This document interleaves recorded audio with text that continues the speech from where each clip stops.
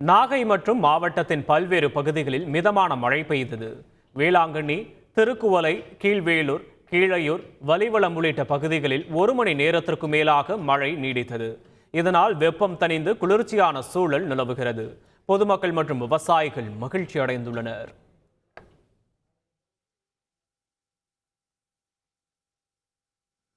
சேலம் மாவட்டம் சங்ககிரி மற்றும் அதன் சுற்றுவட்டார பகுதிகளில் 1 மணி நேரத்திற்கு மேலாக இடி மின்னலுடன் மழை வெளுத்து வாங்கியது. இதனால் பொதுமக்கள் மற்றும் விவசாயிகள் மகிழ்ச்சி அடைந்தனர். அரசிராமணி அரசு ஆரம்ப சுகாதார நிலையம் முன்பு மரம் ஒன்று உயர் மின்னழுத்த மின்கம்பியின் மீது சாய்ந்ததில் அந்த பகுதியில் மின்சாரம் துண்டிக்கப்பட்டது.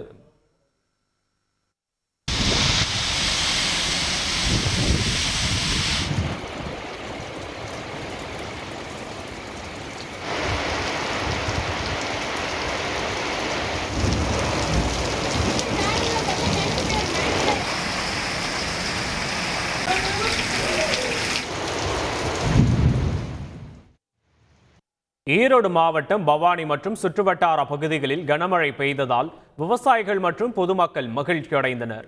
பருவாச்சி, புன்னம், குண்டுசெட்டிப்பாளையம், காலிங்கராயன் பாளையம் மற்றும் அந்தியூர் சுற்றுவட்டார பகுதிகளில் 1 மணி நேரத்திற்கு மேலாக கனமழை கொட்டி தீர்த்தது. இதனால் வெப்பம் தணிந்து குளிர்ச்சியான சூழல் நிலவியது.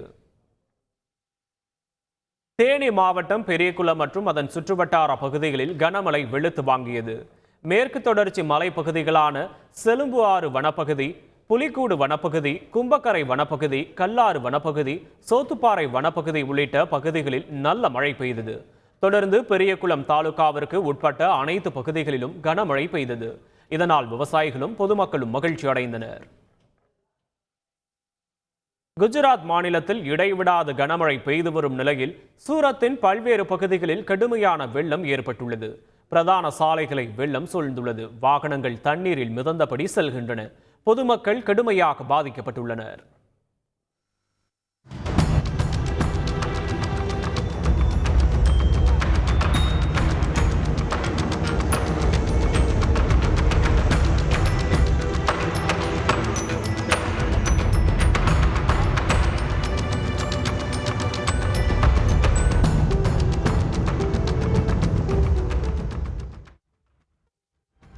இத்தாலியின் பல இடங்களில் கடந்த சில நாட்களாக கனமழை பெய்து வரும் நிலையில் மண்டனாரோ கிராமத்தில் ஆற்றில் காரோடு அடித்து செல்லப்பட்டவர்கள் பத்திரமாக மீட்கப்பட்டனர்.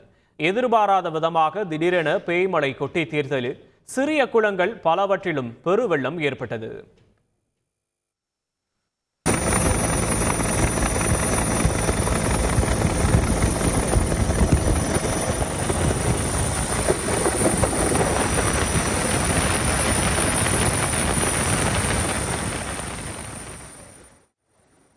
சீனாவின் தென்மேற்கு பகுதிகளில் ருத்ர தாண்டவம் ஆடிய பேய் மழையால் அங்கு பல இடங்களும் வெள்ளக்காடாக காட்சியளிக்கின்றன. குசோ மாகாணத்தில் கனமழை காரணமாக ஆங்காங்கே நிலச்சரிவும் ஏற்பட்டுள்ளது. சில இடங்களில் கட்டிடங்களும் இடிந்து விழுந்த நிலையில் மக்களை பாதுகாப்பாக மீட்கும் பணியும் ஒருபுறம் நடைபெற்று வருகிறது.